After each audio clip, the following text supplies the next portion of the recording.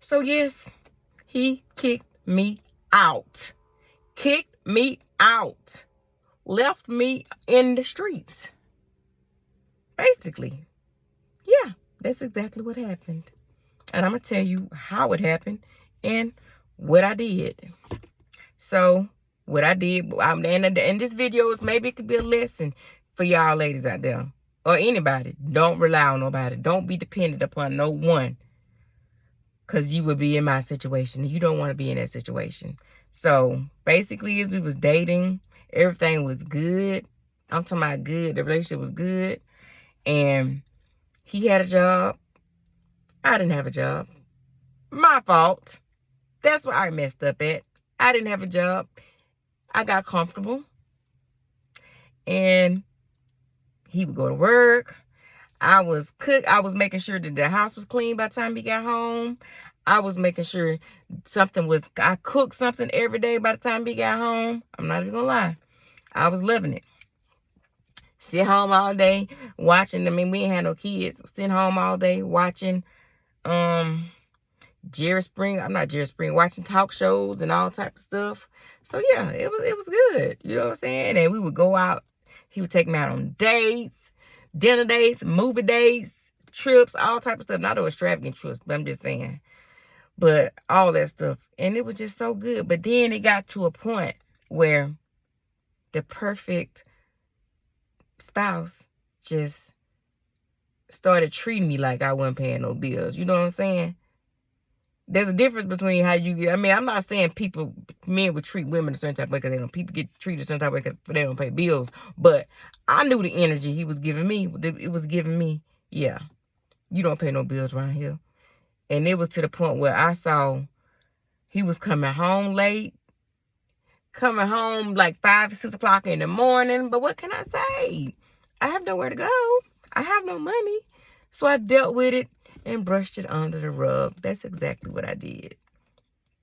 And then I just felt I was in a horrible place. I was sneaking and calling the girls whose numbers he was calling. And then the way he didn't want me to act is the same girls he was talking to. The way he didn't want me to dress was the same girls he was cheating on me with. But I stayed because I didn't have nowhere to go. I didn't want to work. And I don't even think it was the fact that I didn't want to work. It was just the fact that I wasn't working. I mean, I had my own car. Thankfully, I had my own car. But, yeah, I had nowhere to go. So, of course, he sweet-talked me. One thing I can't say is he was not abusive, which does not think that. You would think that, but I don't know why I said that. That was stupid to say. But anyway, he dogged me out. And I'm not even I think he was a sweetheart cheater. You know, one of them people who cheat, but then they sweet talk you and then bam, bam, bam. So that's how it was. So I remember on Valentine's Day, he would have all his friends. I'm all over the place, but he would have his friends over there all the time playing games. You know what I'm saying?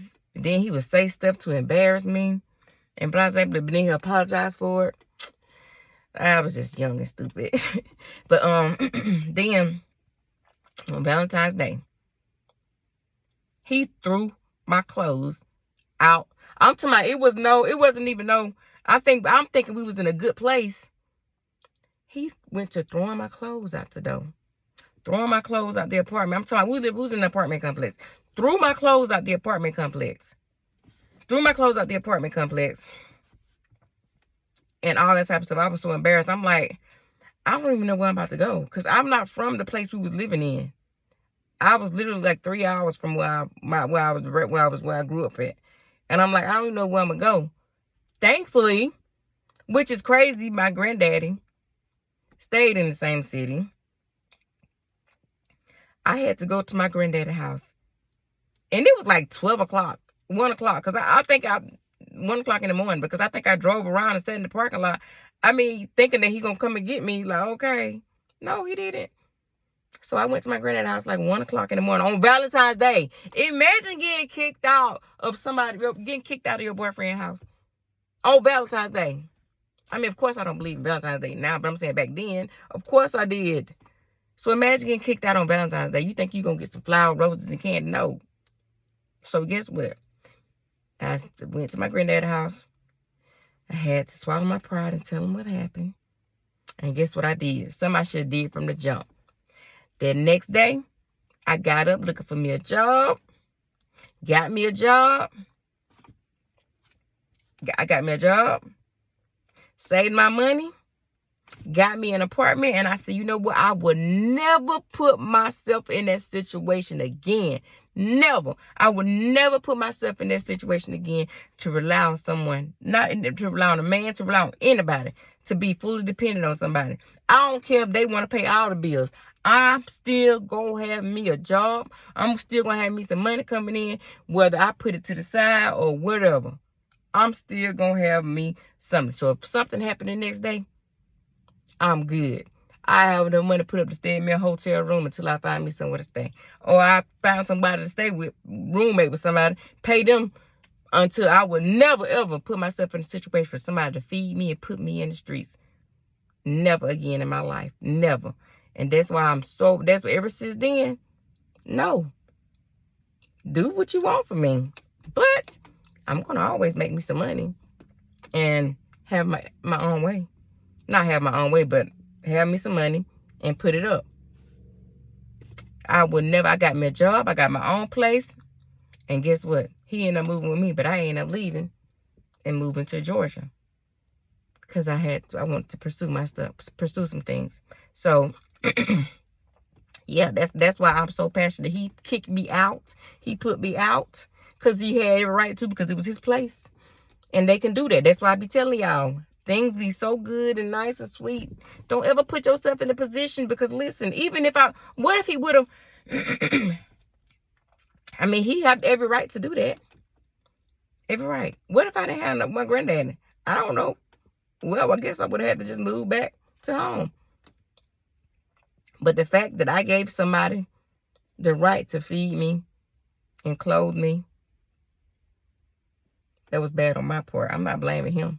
I'm blaming myself for being comfortable and allowing myself to depend on somebody. So if you don't get none out of this video, please. That's why I'm big on 50-50. Me, I want equal, because I feel like, I'm not saying everybody, but I just feel like I feel like people would treat you. People, I don't know. I just feel like when you ain't bringing nothing, no finance or nothing to something with all these high bills and stuff like that, I just want equal respect. That's why I'm big on 50-50. I'm not saying nothing this again. If you're the type of person who let your man pay all the bills, please, by all means, please have your coins put to the side before you be outside, okay? So, yeah, I've been wanting to share that story because I just see so many women putting themselves in that situation. And I'm like, girl, just have your own money, have your own coins, and be dependent on yourself. Because, yeah, that's not a good place. But I'm glad I learned my lesson early, honey. Because one thing about me, I've always had my own place and own money since then. So, yeah, that concludes the video. Can y'all share your stories in the comments? Let me know y'all story about what y'all been through. Have y'all ever been in that situation before? And what have you learned from it?